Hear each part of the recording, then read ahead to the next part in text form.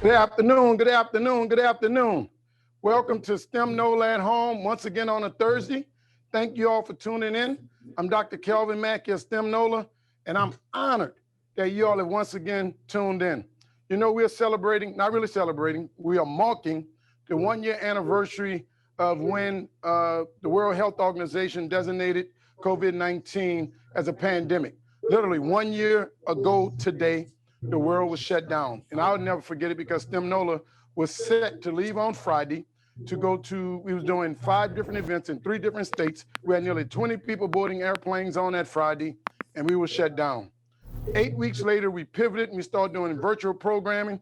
And since that time, since we started doing virtual programming, do STEM Nola at Home, and now our virtual STEM Saturdays, we've engaged over 16,425 scholars all across the country in 47 states and 5 different countries. So again, when I say thank you, I mean it from the bottom of my heart. I'm honored that you all would tune in to see the content that we have created. And we're taking this now from New Orleans all across the country. With that said, I'd like to say thank you to the sponsors who stood up and said that y'all work is too important for you all to be in the dark. Like AT&T, Entergy, and Boeing made sure that we had everything that we need so that we can build the content, pay our workers, and deliver the content to you. Like I said earlier, we're separate as the fingers, but as whole as the hand. When all of the fingers come together, the hand can do something mighty and the hand can do something powerful. And that's why we have to acknowledge our partners, because without our partners, we would not be able to accomplish what we have accomplished. And we have to say thank you to one of our most necessary partners, and that's the parents that are committed to making sure that their kids are exposed to the possibilities of the 21st century. So parents, we want to say thank you. And again, we want you all to send in pictures, send in videos to webinar@stemnola.com when this is over, showing you work and showing the things you've built so that we can share with our sponsors. When the sponsors see that young people like you are interested in this, then they are continuously funded. We can continuously pay people, and we can continuously do things that support your growth and your development and your education. Parents, I have 2 sons. One of them just left here, my 17-year-old who doesn't talk to me anymore. You know, we used to do this in a garage, and that's how it got started. When he was in the 3rd grade, he said, "Daddy, I don't like science anymore." And I'm like, "Boy, that's not possible. I'm gonna have your DNA checked." And he said, "No, the teacher just talked to the board. I like to do hands-on stuff." We got in the garage and we started doing a lot of hands-on experiments. Before I knew it, 20 other kids from the neighborhood was coming by the house. We realized this was something that more than just our 2 sons needed. We believed that we had something that actually all of the kids needed. And since then, we've engaged over 65,000 young people and over 17,000 families and over 1,500 college students and STEM professionals. And I'm also proud to say that we've put over $1 million in the hands of college students as college interns. And what we've built is a high-functioning STEM community. In a high-functioning STEM community, we believe a high-functioning STEM community is child-centered. That's why we make content and programming for your scholars, adult-driven. That's why we have the adults in our community are the college students. We have the college students doing all the work and being trained, and we're gonna have an amazing college student who just graduated present the lesson today. And then we say we are adult-governed, adult-ruled. So the adults in our community are people like me, you know, the STEM professionals, like Ms. Allen, who's going to present here in a minute, to our STEM Nola staff, to all of our professional volunteers. So at any given time, our young scholars can visualize themselves at any station in life. And that's what we've been trying to do. Parents, in the 21st century, our children are gonna have only 1 or 3 options. Either they're gonna take something, break something, and/or make something. If we don't give them the skills and education to make something, like make a living, make a life, make a difference, that's only gonna leave them with the 2 options that we see on the news every night, and that's to take and to break. And we don't want that for any of our children. Look, young people, either you're being trained from the neck up or you're being trained from the neck down. If you're being trained from the neck down, your competition in the 21st century will be the automatic machine. You better believe right now, post-COVID, in the midst of COVID, many companies had to shut down because their employees couldn't come to work. because of hazards, or they couldn't come to work because they had been exposed to COVID. And companies now, COVID has accelerated the movement towards automation and artificial intelligence and machine learning, such that the next time we have some catastrophe like this, companies want to make sure that they can continue to operate. Things that we said was going to happen 5 to 10 years from now, we're seeing it happen now within this 1 year period, and that is automation. What I have before me is a humanoid. A humanoid is a robot that tries to behave like a human. This is Alpha. And Alpha can do many physical things that you can do, like push-ups. Alpha can even show off and do push-ups on one arm, unlike Coleman. Alpha gets up very slowly like me. And like Beyonce, Alpha can dance.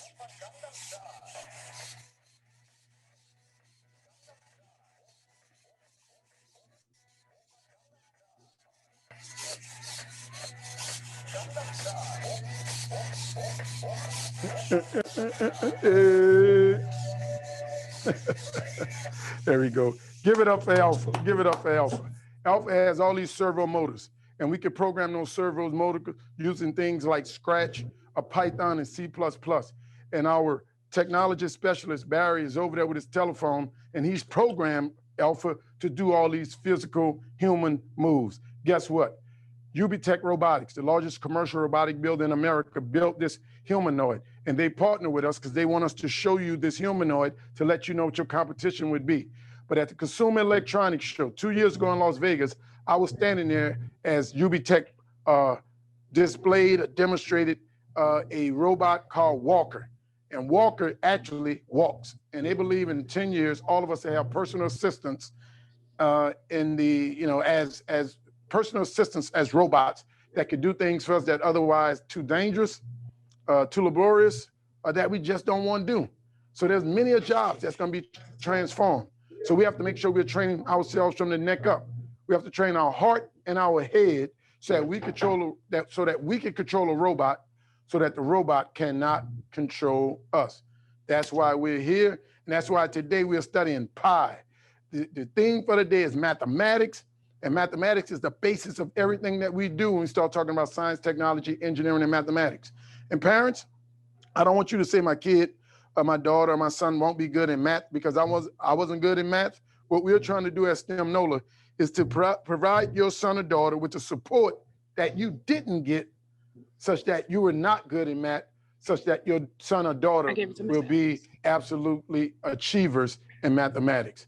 Okay? So we're going to move on. Next, I want to recognize the young people like Kaylee, who sent me another picture. Thank you, Kaylee, from a Becca Academy in Lafayette. I can't wait till we go back live and we start doing programming in Lafayette.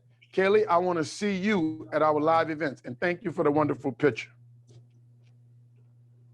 My man Javen from Cornersville, North Carolina, you're at it, Javen. We're going to have to send you like a STEM Nola. You and Kayla, we're going to have to send y'all your own STEM Nola shirts so y'all can be a part of the team. You've been with us since the beginning, and you know what, Javen, you're building a foundation that will never leave you. I'm proud of you. Raleigh Brown from Etwood Hines. Oh, Raleigh, thank you for the beautiful picture. And Raleigh, I think when you all go back to school in the fall, guess who's going to be in your school? STEM Nola. Don't tell anybody, all right? It's a secret, but we're going to work with Hines next year and bring some of our content in your school. So now, since you're doing this, you can partner with us. My friend Diamond Bowles, thank you, Diamond, from Paul Havens. Diamond been coming to STEM Nola since we started 7 years ago, and it's always good to see her face. I miss all of you all.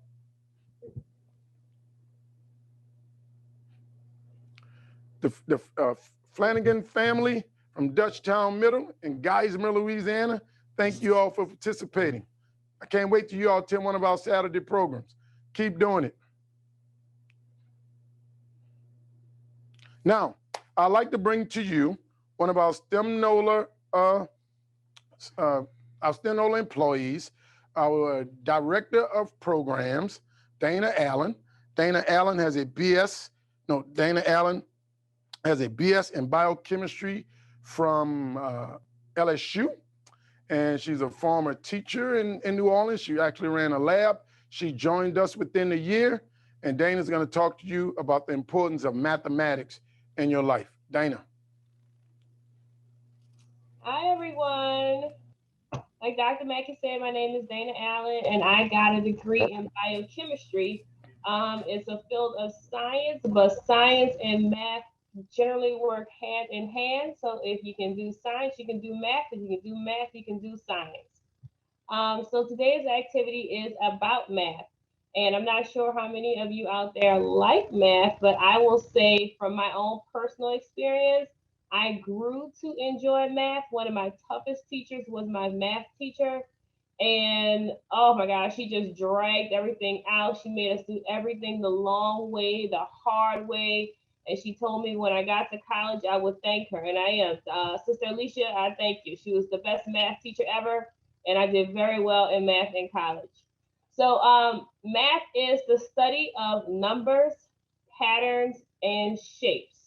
So, you may not readily think of that when you think of math, but it's all those things. So, when you're thinking about numbers, numbers are some of the very first things you learn as a child. You learn to recognize the number one, recognize the number two. You learn how to count things. Very simplistic, but those are the building blocks of math. You learn patterns as well. You may be able to recognize a pattern on a shirt, or more commonly, patterns in music. You can hear a beat and you can catch a beat, and all of that is math. We also use math when we think about sequences. Sequences is the order of numbers. So you may be in your classroom, your teacher says, well, line up 2 by 2 or count by fives. All those are sequences that you learn when you're studying math. And we also use math to problem solve. Some of you may get an allowance at home and you go to the store and you have your money in your hand. He's like, I wonder how many Snickers bars I can buy with my $1. Well, you have to use those mathematics skills to problem solve, to calculate those types of things. We also use math in our everyday lives, and these are a couple of examples of the ways we use math.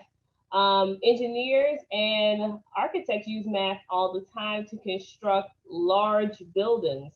They use geometry and algebra and trigonometry.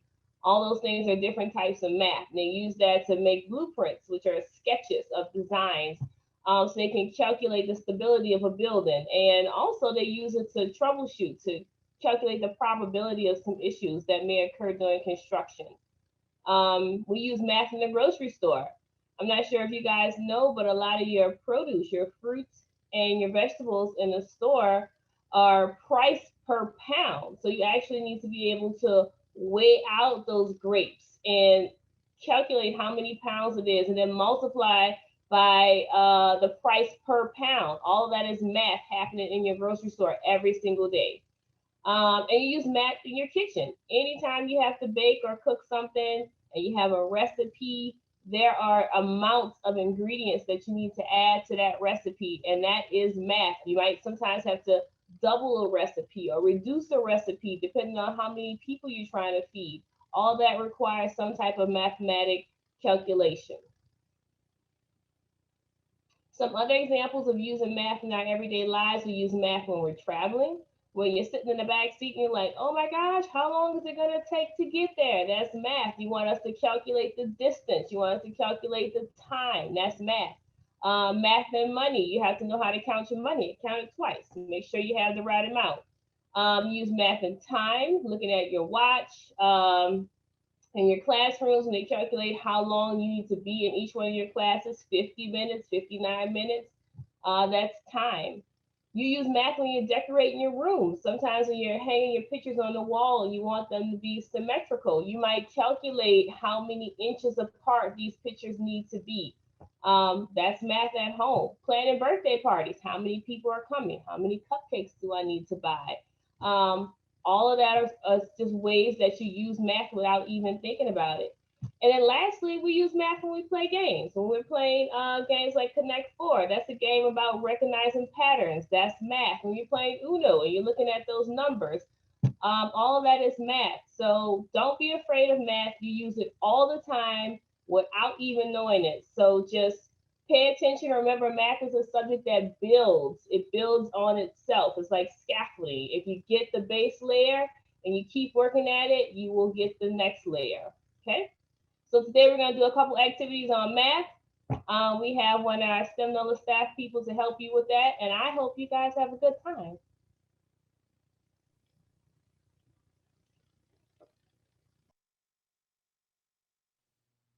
Thank you, Dana. Give it up for Dana. Yes, yes.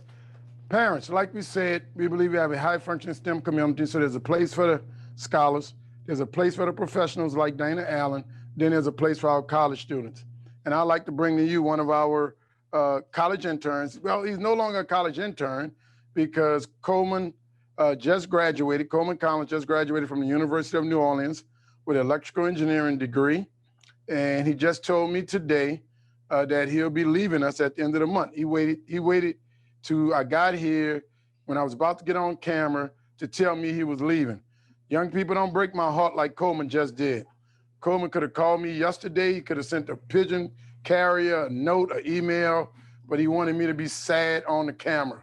We're gonna miss Coleman. Coleman has been an amazing part of our team, but we wish him well, just like we wish you well.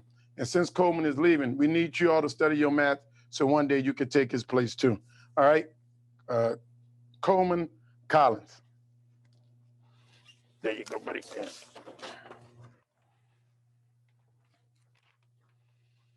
Thank you, Dr. Mackey. I'm sad to be leaving. So my name is Coleman Collins, and yes, I'm the operations specialist here at STEM Nola. And like Dr. Mackey said, I just graduated from the University of New Orleans with a degree in electrical engineering. And I will be leaving in 2 weeks. I'm very sad to say that. It's bittersweet. I'm a little excited, but sad. I'm going to miss STEM a lot. So let's go over the agenda for today. So first, we're going to go over some vocabulary terms. Then we'll go over the objectives.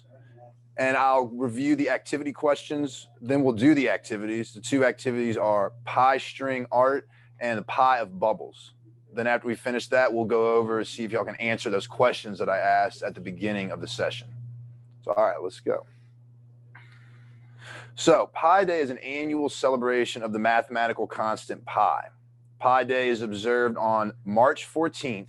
March is the third month of the year, and 14, those are the first three and the most commonly known digits of pi, 3.14. And yeah. So here's some vocabulary terms. The circumference, which is that black edge of the circle, it's what the circle is. It's the perimeter of a circle or the ellipse. And basically, if you were to take a string and bring it all the way around the circle, that length of that string would be the circumference. The next vocabulary term is diameter, and that's the length of the line through the center that touches 2 points on the edge of the circle. So it goes from one end to the other, and it goes through the center of the circle, and it's that green line right there. Our next term is the radius, and that's the length of the line from the center to any point on its edge of the circle. It's also half of the diameter. Our last term is pi, and it's a mathematical constant that is the ratio of a circle's circumference to its diameter, which means you take the circumference of a circle and divide it by the diameter, and you'll get pi. All right, so here's our first question of the day. Which of the following is not a math term / value?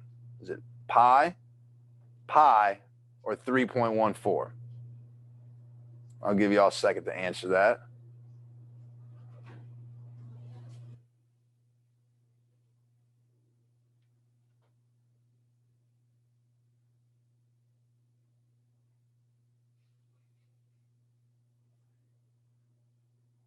All right, well, it looks like most of y'all answered B. The correct answer is pi, A, P-I. It was a little trick question, though. And we'll go on to our next question. We'll do that later. So the objectives for today are you will understand the meaning of the terms we just went over: circumference, diameter, radius, and pi. and then you'll apply them to the project that we do correctly. And we're going to be creating pie string art, and we're going to solve the pie of bubbles.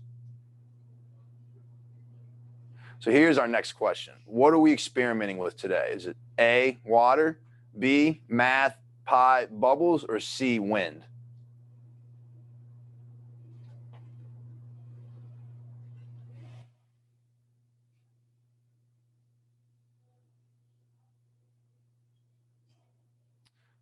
B, correct. Yep, math, pie, bubbles. Great.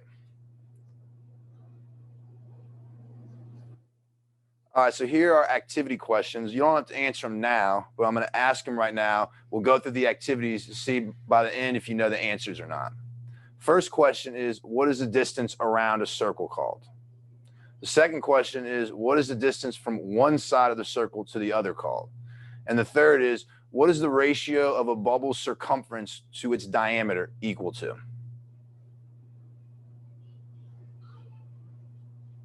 All right, so here's our first activity, and it's pie string art. So I'm gonna go over the materials you need. So here are the materials you need. You need paint and markers. That's to decorate your plate. You need yarn or string, a hole puncher, scissors, and a paper plate. Before I go into the activity, I'm just going to explain the science behind it briefly. So pi, which is often represented by the lowercase Greek letter pi, it's the ratio of a circle's circumference to its diameter. Pi is often written as 3.141592654, not because this value is exact, but because a calculator can really only display the first 10 digits. Pi is a decimal with no end and no repeating pattern. The yarn represents each number value in pi. So what we're going to be doing is we're going to loop our string through the holes on this paper plate. And as you loop the yarn through the holes of each digit, you'll see that a string pattern forms. So let's start our activity. So here's what we're going to do. This is what our finished product is going to look like after you decorate it. You can decorate it however you want to. I did not do this. I had someone decorate it for me. I'm very bad at that. So what I'm going to do is just start with a plain paper plate like this. What we need to do to get it like this, first thing we need to do is we're going to cut out this center circle. And the best way for me to do that is to fold it in half like this. And we're going to cut along right here. Cut this center out. Now, it may not look perfect, so there might be a better way for y'all to do it, but that's the best way for me to do it. Make sure it's creased nice and good. And I'm just going to start cutting that circle out. See if y'all can see that. Cut. I'm sure most of y'all's will look way better than mine, but as long as it does its purpose, it should be fine. So I got the center cut out.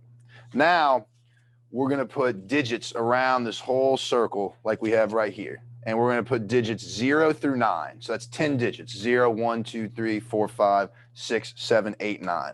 So I'm going to hole punch a hole for each digit, okay? And I'm going to try to do it spaced out as evenly as possible like I have on this plate right here. So we're going to try to do that. If it isn't spaced out easily, I'll just use this one. But we're going to do this first one will be 0, 0, 1, 2, 3, 4, 5, 6, 7, 8, 9. That looks pretty evenly spaced out. So now I'm going to label each of these holes starting from 0 going to 9 in that order. So 0, 1, 2, 3, 4, 5, 6, 7, 8, 9. So now I'm just going to stop for a second, let some of y'all catch up, and I'll explain what I just did. So, got a plate. We cut the circle out like I showed y'all. Folded it this way. Cut it out with scissors. Then I hole punched 10 holes, starting at 0 all the way up to 9. And then I marked each of them starting at 0, going up to 9. Now, the reason that I did this is because we're going to put a piece of yarn through these digits the way that pi goes. So starting and which you saw at the beginning of the slide, we're going to do the first 10 digits of pi. So that's 3.14 and so on and so on. And we're going to do that with our string, and we're going to see any patterns that might form as we do that. So now first thing I'm going to do is I'm going to write down the first 10 digits of pi on this little part of the plate that I cut out. First 10 digits are 3.14592653. Just wanted to double check. All right, so y'all see that. So now what I'm going to do is I'm going to take my decorated plate, and we're going to do it with that, okay? And if y'all are doing this at home, y'all can do as many digits as y'all want. Just for the sake of time, I'm going to just do the first 10. But the more you do, the better, because you can see more patterns and you can study why pi is widely used around the world. So we're going to thread it through here.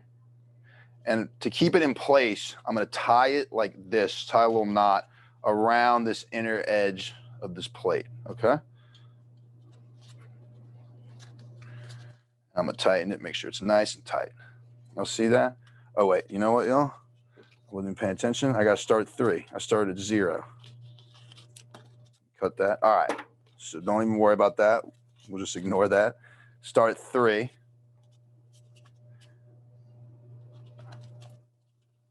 Start at 3, and we're going to tie it just like I said earlier. Tie it around this little inner edge. And pull it, make it nice and tight. All right, so 3 is the first digit, so we start with 3. What's the next digit in pi? 1. So 3, then we're going to loop it through 1.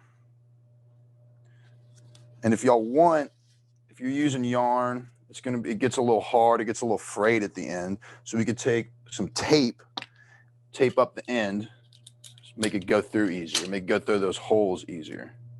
And if you use a hole puncher, the hole should be wide enough to where you could put yarn through it multiple times. So I'm going to roll this up into the tape.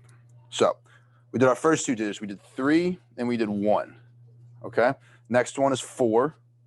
So bring it in through 4. After 4, we have another 1. So bring it through 1 again. And I cut a really long piece of yarn so that, just to be sure that there was enough to at least do these first 2 digits. So I did 3.141.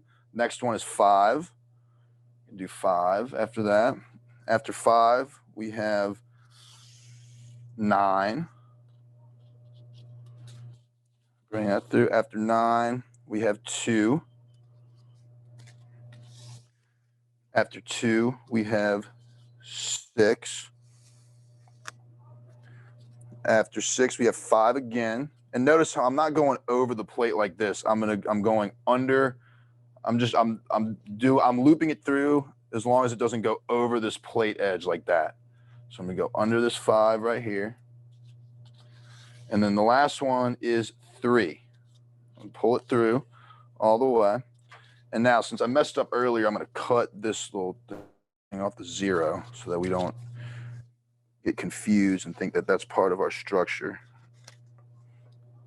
And now, this is our finished product right here. Let me cut this extra piece of string too so that we don't get mixed up with that. All right. And now if you look at it, you can see a bunch of different shapes. We got triangles, multiple different triangles of different forms, different lengths. We got a parallelogram right here. And these are all things that we use in mathematics. Mathematics use these shapes to describe different things, different naturally occurring phenomena.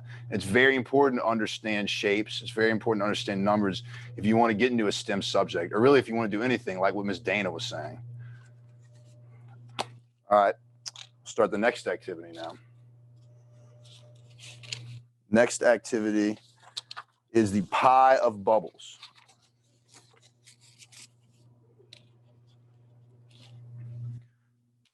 So the materials we need for the pie of bubbles are, we need bubble solution, a straw, a cooking sheet or a flat pan, and I'm going to be using just the top of an aluminum foil pan. Some paper towels, because it is going to get messy. yarn again, a calculator, and a pencil to write our numbers down, and a ruler. So I'm going to explain the science behind it again before I start the activity. So like I said earlier, all circles have a circumference. The circumference is the distance around a circle. Circles also have a diameter, which is a straight line passing from one side to the other of a circle, and it always goes through the center of that circle. And also pi, we learned this earlier, pi is the ratio of a circle's circumference divided by its diameter, and it always equals 3.14, always. Bubbles are also circular. As you blow and measure your bubbles, you will notice that you can find pi no matter the size of your bubble.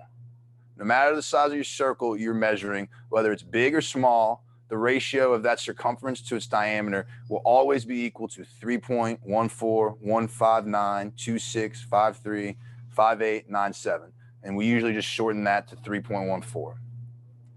So I'll start the activity. So what I'm going to do is I'm going to pour this bubble solution onto my aluminum foil pan, and I'm just going to pour a good bit to where I can blow a bubble with our straw. Okay, so I pour a little in there. I'm going to take my straw and I'm going to put it into the solution and just blow. Be careful not to suck any of the bubble solution in your mouth. Just blow into the straw. I'm going to blow into it and get a nice big bubble forming. This might take a minute or two to get the perfect size bubble, but just be patient, just keep trying.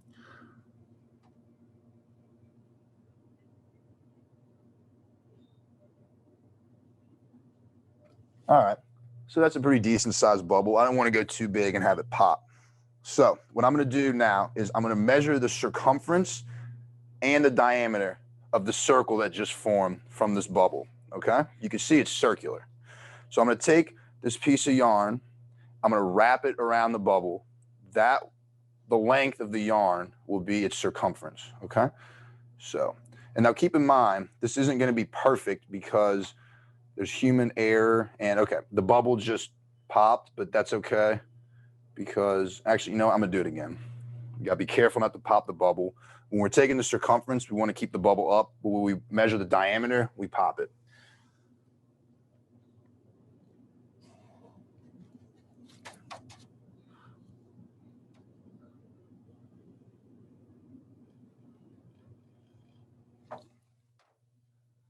Got two bubbles going there. We start over. Like I said, it takes a few tries, but that's okay. These little bubbles out the way.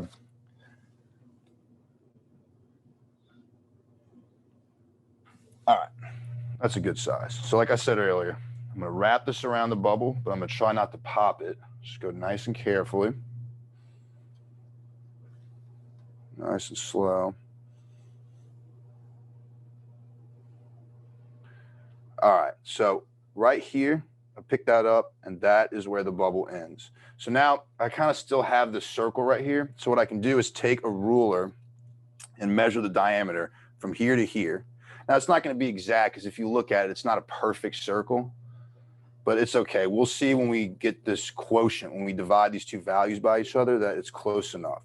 So when I go from here to here, 3 inches, 3.5, that looks like 3 5/8, okay? So I'm going to write that down on the other side of this. 3 inches, 3 5/8 inches. That is the diameter. And now to measure the circumference, I'm just going to pick up right here where my finger is. I cut it.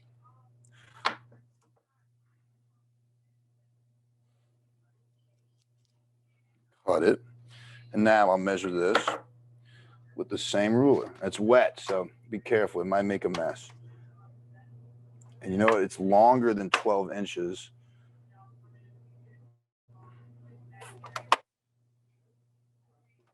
I don't have anything longer than a ruler, but you know, I could just guess it and say that it's about 12 1/4. So if I take, 3/5 diameter, 3 5/8 diameter, and 12 1/4 circumference. If I go on my calculator, I type in 12 1/4. 1/4 is 0.25. So I type in 12.25, and I divide that by 3 5/8. 3, and then I have to use, I got to use get a little fancy with this calculator. 3 5/8 here, divided by that. And the answer is 3.38, okay, when I round it up. That's close to pi, but not close enough. So I'm going to do it again. And that's okay, because when we're experimenting, there's always going to be error. And so you got to always account for that. It's never going to be exact. There's always going to be human error. And we always think about that and plan for that during the engineering process or during a scientific experiment. So I'm going to try one more time.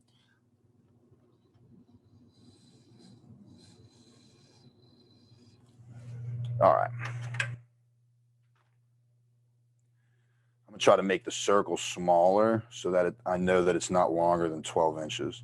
So I'm going to blow a smaller circle so that I know that this string can go on the ruler and be actually measured. All right, a little smaller, so that'll be more manageable. Wrap this around the circle. Oops, sorry, y'all. All right, wrap it right there. That'll get our circle.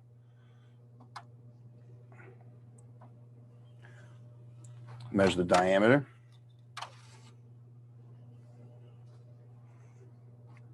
Diameter is about 2 3/4 inches. Again. And then we'll just pick this up right here and measure the circumference. So from my finger to here will be the circumference.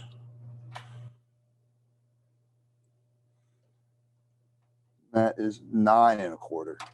So I'm going to take 9 1/4 and divide it by 2. Wait, hold on. Divide it by 2 3/4. And the quotient should hopefully be a little closer to pi. So it's 3.36. Still not perfect, but it's close enough to pi. And if you mess around with it and make sure you're just getting it accurate, as you can see, my bubble was moving and the string was moving with the bubble as it popped and all that. But if you can keep it as close to accurate as possible, it'll be closer and closer to pi.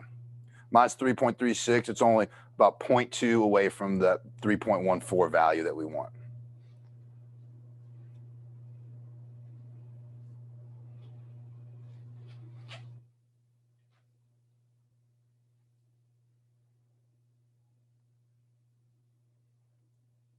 So let's go over these questions again and see if y'all can answer the questions.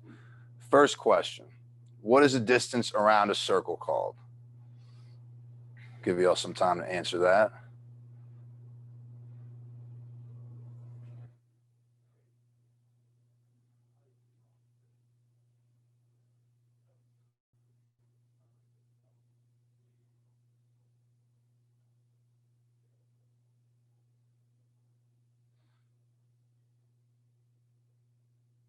All right, looks like most of y'all answered correct. The correct answer is B, the circumference.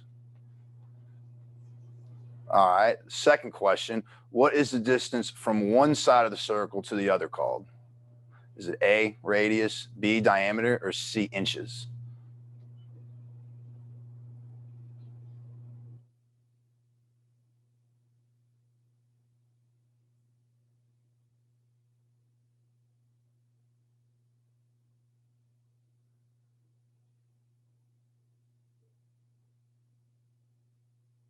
Give y'all some time, a few more people. Oh, good. The correct answer is B, diameter. Looks like y'all answered it. Most of y'all answered correctly. And the last question, what is the ratio of a bubble's circumference to its diameter equal to? Is it A, radius, B, pi, or C, diameter?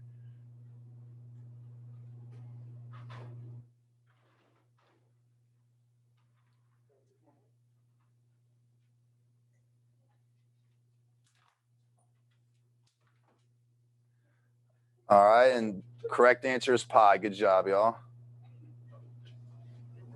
Well, good job. Looks like y'all understand. And do we have, while y'all are doing this activity, please take pictures and email it to webinar@stemnola.com. And our next live session is going to be next Thursday, March 18th at 4 p.m. and we'll be going over biology. So get a picture of me and Colin once he introduced me. And now Dr. Mackey's going to come back up and talk about future events. Wait, Colin, give it up for Colin. Coleman. This is it. This is the goodbye picture. The break my heart picture. Appreciate you. Good luck to you, Coleman. Definitely. Thank you. Give it up for Coleman. You did a great job. He said, you know, Doc, I wanted to do one of these before I got out of here. I said, yep, we need you on film so we could prove to you that you were here. So when he create this great engineering company and get really wealthy, when we come ask for money, I'm gonna have the tape. Look, Coleman, look what we did. Anyway, thank you all for participating today. I just want to give you all some announcements on some upcoming events. We have STEM Nola, STEM Saturday coming up third Saturday. Coleman did pie today because I never forget we had STEM Saturday and that Saturday was March 14th. It was actually Pie Day. And it was, you know, it was the ultimate Pie Day. It was 3.14. It was at 16. It was 2016. So 3.14152609, whatever. And we had a big celebration, cake with pie. So Coleman, thank you for teaching the kids about pie. So we got an event coming up in New Orleans. We got an event coming up in Baton Rouge on March 20th. Registration is still open. Keelan is going real fast. She want me to speed up. We got an event coming up in St. Tammany Parish. So if you're on the North Shore, St. Tammany, Washington, Tangipahoa, this is the event sponsored by St. Tammany Parish. So if you're in Tangipahoa, Washington Parish, don't tell them I told you about it. So, but you can register. North Shore. Once we go back live, we'll be over on the North Shore for those residents. So register, go to stemnola.com and make sure you pick the right area of registration and register. At our math days, you're gonna make your own pendulum, the dancing pendulum, all right? And when we drew our DOD grant, we got a grant from the Department of Defense for $3 million over 3 years to engage military-connected communities. So we're coming to Central Louisiana in the Alexandria area because in Central Louisiana, you have the big Fort Polk there. So make sure you register if you're in Central Louisiana. Also, as a part of the Department of Defense, we have STEM Gulf Coast. So if you're anywhere from Biloxi Gulfport, all the way to Panama City Beach, you can register for STEM Gulf Coast. All right. But when we go live, we're gonna have an event in Gulfport and Biloxi. We're gonna have one in Pensacola. We're gonna have one in Fort Walton, and we're gonna have one in Panama City Beach, Florida. So that's why we got that STEM Gulf Coast, Biloxi, whatever. So I hope you all enjoyed it. I hope you all partake in some of our other programming. STEM Nola is open to the country. On the last day, you know, I'm known to let people slide into the other regions just to make sure that, you know, nothing go wasted. So thank you all, and understand that mathematics is the basis of everything we do. And I want to say this before we go. When I started college in remedial reading and developmental mathematics. Math was my favorite subject, but every time I took the standardized test, the test said I was not good in math, and my college made me start in remedial math. Now, the fact that I started in remedial math, meaning that it wasn't college math, it hurt my heart. But when I look back, that gave me a solid foundation in mathematics that allowed me to get a BS in mathematics from Morehouse, leave Morehouse, and then go to Georgia Tech and get a BS, MS, and PhD in mechanical engineering. In 11 years, I got 4 STEM degrees. It all started because I got a solid foundation in math. That's what we want for you all. All right? Y'all have a great Friday and a great weekend. See you next week. I'm Dr. Calvin Mackey. See you later.